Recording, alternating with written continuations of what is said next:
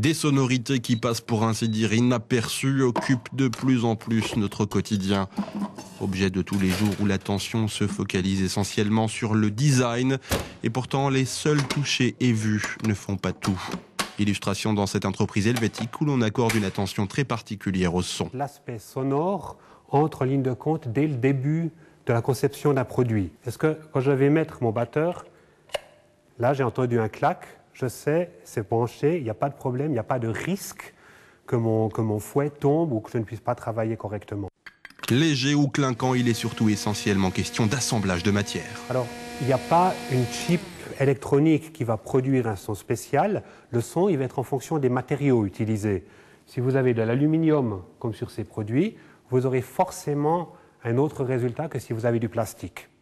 Rien d'étonnant à voir apparaître ces dernières années des professionnels de la transformation du son. Lucas Grollo vit à Paris, ce musicien genevois et designer sonore. Il est en quelque sorte chargé de fabriquer des sons ou composer des musiques pour des applications commerciales. Un son, il peut être créé aussi bien par un clavier, par l'enregistrement d'un son qu'on va faire à l'extérieur en frottant quelque chose, prenant une guitare, enfin c'est comme si on était une sorte de cuisinier comme ça, avec une multitude d'ingrédients. Une agence de communication lui a en particulier demandé de reproduire les sons d'une caisse enregistreuse tactile destinée à la restauration. L'exercice est plutôt contraignant car il faut évidemment prendre en compte l'environnement sonore ambiant.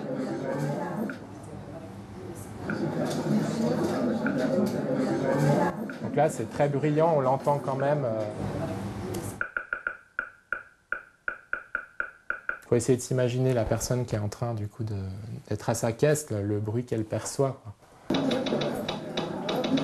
Donc c'est des sons qu'on entend bien, quoi, qui sont suffisamment courts et secs et précis pour qu'on puisse les distinguer dans le brouhaha, quoi.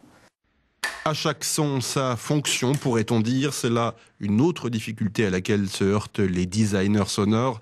Pour autant, ils peuvent aussi contribuer à donner plus de caractère et de résonance à un produit.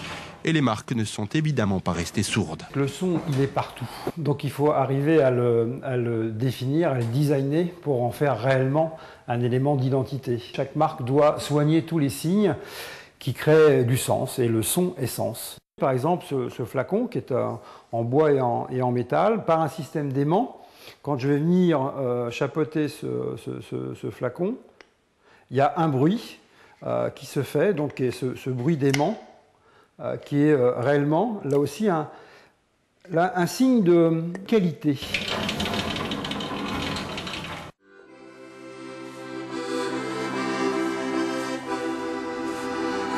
Designer sonore, une profession en plein essor et promise à de belles années. Un métier aux possibilités multiples, susceptible d'intéresser aussi bien les musiciens que les ingénieurs du son ou les acousticiens.